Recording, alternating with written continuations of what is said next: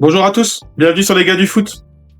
Bon, ce soir c'était un peu l'épée contre le bouclier et c'est le bouclier qui a gagné.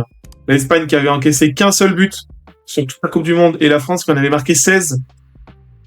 Et finalement, malheureusement, à notre grand désespoir à tous, franchement je sais pas vous, mais nous on a la gueule de bois comme jamais.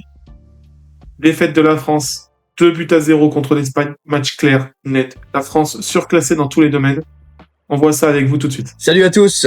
Eh ben, en effet, ouais, c'est une grande déception pour nous. C'était notre première Coupe du Monde en plus qu'on partageait tous ensemble. Et l'équipe de France est éliminée en demi-finale. Ils se sont fait surclasser, comme t'as dit Pierre. C'est une vraie déception. L'Espagne était plus fort dans tous les domaines. C'était la première fois qu'on avait vraiment une vraie adversité. Depuis le début de la Coupe du Monde, c'est vrai que c'était une équipe de classe mondiale qu'on affrontait. Et finalement, on est vite redescendu sur terre. Exactement. Alors après, moi, je mettrais pas le dos, tout ça sur le dos de l'adversité pure et simple. Je pense que l'Espagne a fait le meilleur match qu'ils ont fait de leur Coupe du Monde. Parce que c'était avant le coup d'envoi, on n'était pas sûr de voir une Espagne à ce niveau-là. Ça a pas été le cas. Et nous, on a été, c'était clairement notre pire match, mais même depuis longtemps, parce qu'on a été inoffensif offensivement. On n'était pas dans les duels. On n'arrivait pas à mettre le pied sur le ballon. C'était fou. On avait tout le temps des ballons en l'air. On gagnait le ballon, on le perdait dans les 3 secondes qui suivaient. C'était fou. Alors bien sûr, félicitations aux Espagnols, un super contre-pressing, mais la France a été en dessous de tout. Ryan Cherki à la fin du match dit on a perdu contre nous-mêmes. Je pense que l'Espagne a quand même très bien joué, mais il y a pas une part de vrai là-dedans. Ils ont l'Espagne a fait qu'on a mal joué aussi. Enfin, je veux dire, ils ont été dans les places. C'est ça qui m'a impressionné surtout. C'est en fait ils ont joué leur jeu. Ils ont joué leur football, l'Espagne, qui savent jouer. C'est-à-dire que dans les placements, dans l'anticipation, etc. Quand c'est comme ça, c'est les meilleurs du monde quasiment. Et en fait, nous, on a plongé bêtement dans le truc et on n'avait pas d'espace. On se faisait étouffer, on n'a rien trouvé. On n'a pas essayé de progresser sur ça, sur cet étouffement que mettait l'Espagne, notamment au milieu de terrain. C'était quand même sans que les gens connaissent le foot, on peut comprendre qu'au milieu de terrain, c'était une catastrophe, quoi. Ah non, mais totalement. Le milieu de terrain n'arrivait pas à mettre le pied sur le ballon. Bon, voilà, pour l'analyse générale du match, je pense que on a tous la même. La France s'est fait surclasser dans tous les domaines. Et en plus, honnêtement, on n'a pas eu d'occasion. On n'a pas eu de vraie situation de but. On a 0 tir cadré, je crois. Donc, si, Dembélé à la fin, peut-être. Dembélé, donc, c'est compliqué. Et au contraire, moi, je note direct, on essaye de faire des relances hyper risquées depuis le début du match. Et il y en a eu 2-3 situations. Il y a un moment, je note plus, mais il faut faire vraiment gaffe à la relance. On a Mike Maignan, mais qui renvoie, mais on a failli prendre des buts tout bêtes comme ça. On renvoyait tout le temps dans l'axe entre 3 joueurs. Les relances très compliquées. Bon, la France a été en dessous de tout, vous l'avez compris. Bon, si on remonte un peu le fil du match, déjà, ça a commencé par Yamal qui continue de faire de la com un peu offensive. J'aime pas trop ça, personnellement. Je trouve que ça le grandit pas, il est jeune. Ça ne grandit pas, ça me gêne. Il est en train de se mettre une sale image, aussi jeune de faire ça, c'est Neymar 2.0. Ouais, je suis d'accord, ça me plaît pas du tout. Et moi, j'étais plutôt dans l'optique qu'on allait les battre. Je pensais qu'on était au-dessus. Je pense que c'est toujours le cas. En fait, on est au-dessus si on ne déjoue pas. Mais ils ont fait un top match et on a fait un mauvais match. Parce que tout a changé depuis 2024, depuis notre dernière défaite. On a Olysée, on a Doué, on a totalement une structure différente. On joue pas pareil. Dans un l'Espagne joue pas pareil. Tout avait changé. J'étais très optimiste. Enfin, j'étais plutôt optimiste, on va dire. Ouais, pareil. De toute façon, je pense que tout le monde peut-être qu'on s'est vu trop beau aussi. C'est à se demander, tu vois. Je sais pas, on a fait que des victoires, on roulait sur tout le monde. Je pense que c'est un non-match. C'est l'histoire du foot. Je pense que vraiment aujourd'hui, il n'y a pas tant de raisons à trouver que l'Espagne a fait un super match et qu'on a fait un mauvais match. Ouais, voilà, ça peut arriver, c'est juste que c'est arrivé en demi-finale. C'est pas une question d'envie, mais c'est le football. Je pense qu'il n'y a pas d'analyse micro-tactique à faire, honnêtement. Il y a eu pas mal de faits de jeu, notamment pour faire un peu, pour revenir sur le match, Lucas Digne, le penalty sifflé rapidement pour l'Espagne, avec Lucas Digne qui personne lui parle. Déjà de une, personne lui parle, et de deux, Lucas Digne, il doit savoir qu'en se retournant comme ça, t'es en demi-finale de Coupe du Monde, tu te retournes, tu sais très bien que l'ailier il va te sauter dessus pour aller surtout dans la surface. Qui est dans la surface. Et ce qui s'est passé, Yamal a été très intelligent sur le coup. C'est qu'il a sauté sur le ballon sans être sûr de l'avoir, et Lucas Digne a mis son pied, et du coup, ça lui touche la cuisse, et c'est un penalty logique. Yamal a très bien joué le coup. Lucas Digne s'est fait avoir. Après, effectivement, pour moi, il y a deux problèmes dans cette action-là. Déjà, personne lui parle. Vous savez, enfin, maintenant, même dans le foot de bas niveau, on dit ça vient d'eau, ça vient là, ça vient à droite, ça vient à gauche. En fait, normalement, il devrait lui parler. C'est n'importe quoi. Mais Lucas Digne doit pas faire ça maintenant. Sur le replay, on voit Saliba ou Upamecano, les yeux écarquillés. Mais non, mais il fallait parler, en fait. C'est pour moi, ça, c'est la preuve qu'on n'est pas rentré dans le match. Ça se voyait, hein, on n'était pas rentré bien dans le match. Après, oui, Lucas Digne fait un geste malencontreux. Après, pour moi, il y a main Yamal. Ouais, après, j'ai revu l'action. Moi aussi, je disais ça sur le coup. Et ce matin, je l'ai revu. C'est vrai que c'est un ballon dans le dos. Oui, le ballon lui tombe dessus. Là, on peut dire qu'il y a main, c'est qu'en fait, il la prend pas juste sur l'épaule comme ça. Il fait vraiment le geste, quoi. Voilà, en fait, pour moi, il contrôle un peu la balle de la main, mais le problème, c'est que l'action s'arrête là. Dans les règles, si l'action avait continué et qu'il aurait marqué, par exemple, il y aurait eu main. Parce qu'il aurait contrôlé le ballon d'une zone du corps de la main. Mais vu que là, l'action s'arrête net, en fait, il faut pas considérer que la main influence l'action, vu que dans tous les cas, Yamal perd son équilibre en se faisant faucher par Digne. Donc on a un penalty qui est dans tous les cas litigieux et qui aide pas honnêtement à se rentrer encore plus dans le match. À la 8e, on avait aussi le jaune de Rabiot direct, l'arbitre franchement, on va pas en parler. Comme dit Cherki, c'est pas l'essentiel.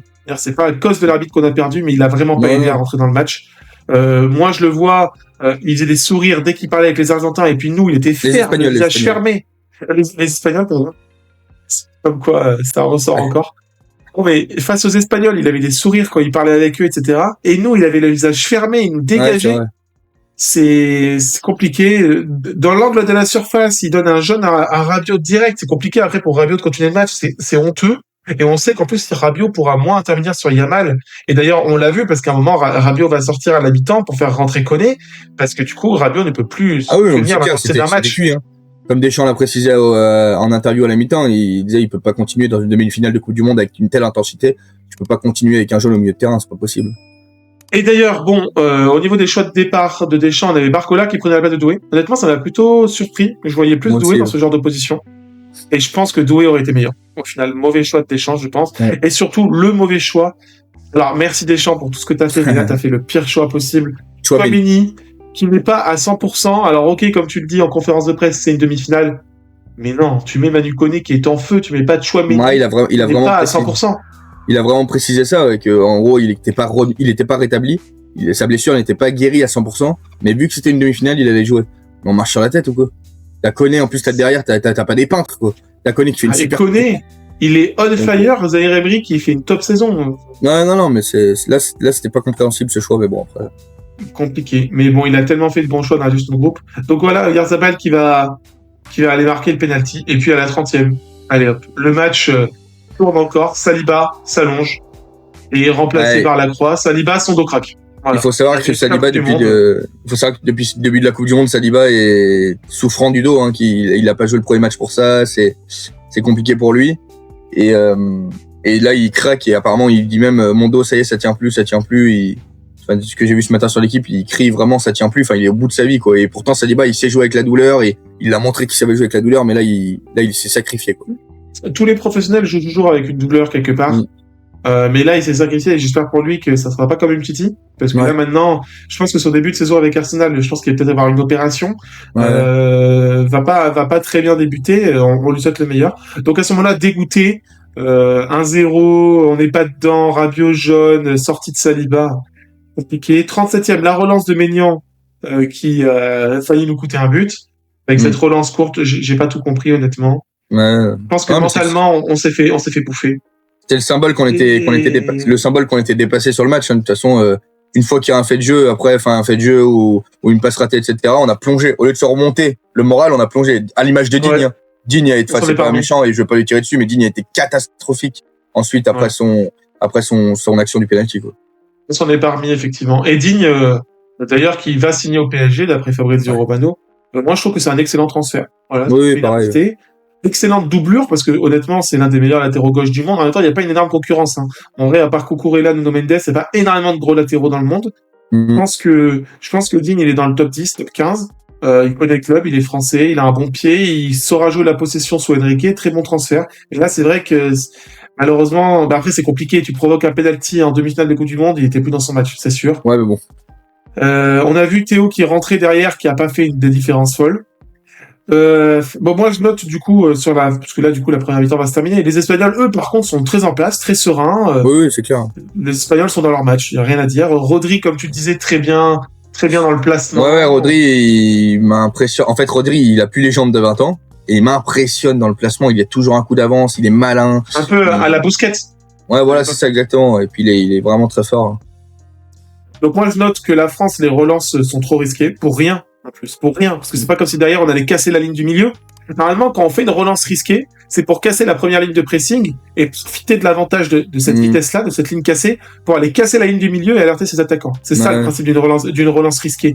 Sauf que nous, dès que la balle arrivait au milieu, on était directement pressé, pris à 2, pris à 3, donc on n'arrivait jamais à accélérer sur les attaquants. Donc c'était des relances risquées pour rien.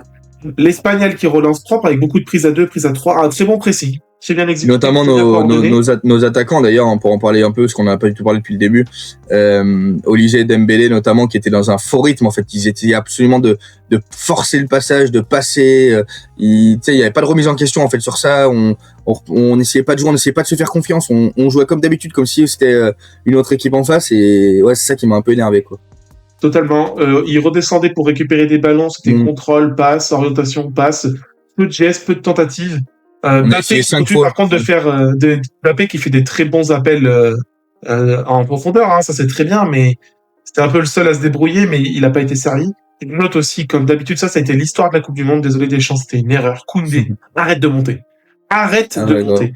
Ça ne sert à rien. Tu es nul dans la surface. Désolé. T'as fait un bon centre en seconde mi-temps. Mbappé n'a pas pu le couper. Ça sert à rien. C'est mort. Faut arrêter de monter Koundé. Mettez Gusto si vous voulez monter. Koundé, c'est mort. Et en plus, c'est ça qui provoque le penalty.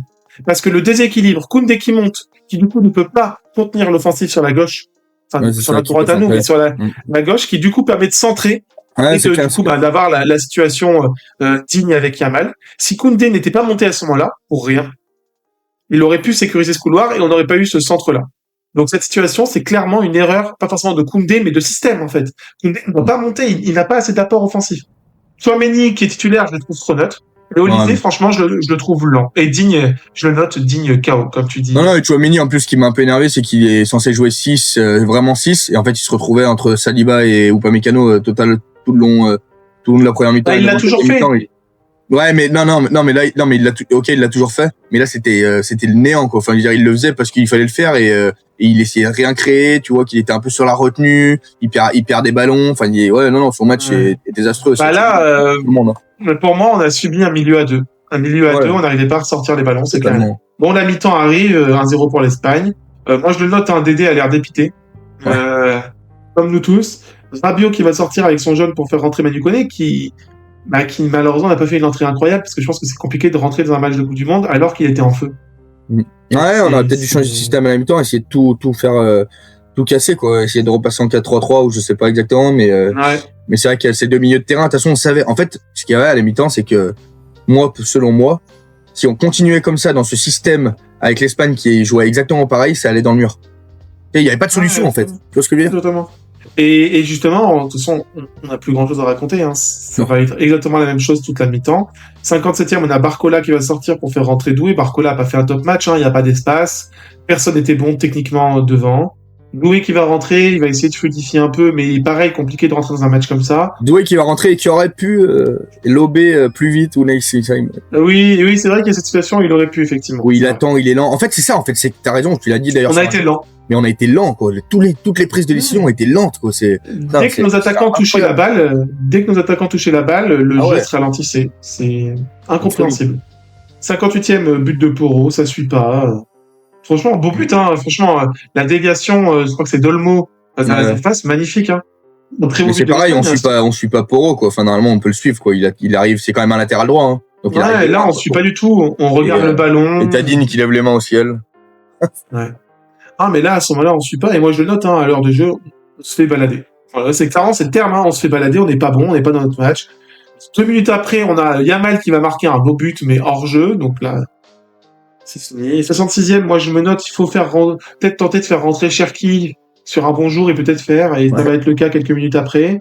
71e, avec Théo Hernandez, ça va rien changer. Cherki, il a essayé de casser une ou deux lignes, hein, notamment cette passe sur Mbappé à un moment donné. Mais bon, c'est pareil, de toute façon, quand tu rentres dans un On n'a eu aucune situation, de toute façon. Ouais, quand tu rentres dans un match comme ça, de toute façon. Aucune occasion. Compliqué d'entrer dans ce match-là. Je pense qu'il faut pas blâmer le groupe. C'est juste, le match était pas bon et c'est dommage que ça arrive en Non, puis là, ça se joue au mental, hein. De toute façon, plus tu commences à faire des mauvais choix, plus tu commences à être mal positionné, plus dans le placement, etc., plus ça va dans le mur. Bon, l'arbitrage, je l'ai pas trouvé bon, mais on va pas y revenir. C'est pas ça qui influe totalement le match. Néant offensif, on l'a noté. Les Espagnols, très bons, hein, dans tout. La conservation de balles quand il le fallait. Eux, ils arrivaient très bien à ressortir, même sous pression, entre guillemets, même quand on essayait d'aller les presser. Le gardien, Unai Simon, très très bon. Dans toutes ses interventions, dans les sorties, surtout toutes ses sorties. Il bloque 3-4 situations. Hein. Il bloque la balle, quoi, dans ses sorties, dans les frappes. C'est quelqu'un qui rassure énormément sa défense. Il a fait un bon match. Très très bon. Et surtout toutes ses sorties. J'ai 3 ou 4 situations en tête où il sort, où ça aurait pu être but, hein, de Mbappé à chaque fois. Donc très bien joué. Et du coup, moi je vais conclure, hein, effectivement, comme l'a dit Cherki en interview, mais les Espagnols ont eu plus de malice, plus de vice, plus malin, plus d'expérience aussi que nous. Techniquement au-dessus, nous on était mauvais, on n'avait pas à garder le ballon comparé à l'Espagne. Enfin, on s'était surclassé. Voilà, et puis il se passait rien, quoi. Il y avait pas de, je te dis, on n'a pas essayé de changer de système, on n'a pas essayé de monter. Il y a pas eu, même à la fin, tu vois, il y a même pas les défenseurs qui montaient. Enfin, tu vois, en fait, on a subi le match. On s'est fait balader. Demi-finale de Coupe du Monde, tu peux pas gagner comme ça, c'est impossible. Donc voilà, qu'est-ce que vous en pensez, vous, de tout ça? Quelle est la suite pour l'équipe de France? Ça va être le match de la 3e place, on bien sûr analysera. Comme la finale, hein, bien sûr, même si la France n'est pas en finale, bien sûr qu'on va l'analyser ensemble. Bon, je pense que c'était quand même globalement une Coupe du Monde correcte. Je pense que c'est une tâche qui vient entacher vraiment la Coupe du Monde, mais on a quand même vécu des émotions. C'est dommage que ça se termine comme ça. Ouais. C'est la fin de Dédé, aussi, parce que bon, le match est pour la 3e place, mais on va arriver sur une ère de Zidane. On sera là, bien sûr, hein, vous le savez, pour suivre l'équipe de France toujours. Faut que ça soit officialisé, hein, ça sera peut-être pas dit. Voilà, ça se trouve, ce sera Thierry Henry. Mais et voilà, on sera toujours là sur les gars du foot pour suivre la France. Donc, abonnez-vous, likez la vidéo, dites-nous ce que vous en avez pensé. Et puis, on se voit en fin de semaine pour le match de la 3e place et début de semaine prochaine pour le débrief de là, on a un peu la gueule de bois, mais on reste connectés. Les gars du foot, c'est parti, c'est que le début. Allez, à bientôt, abonnez-vous.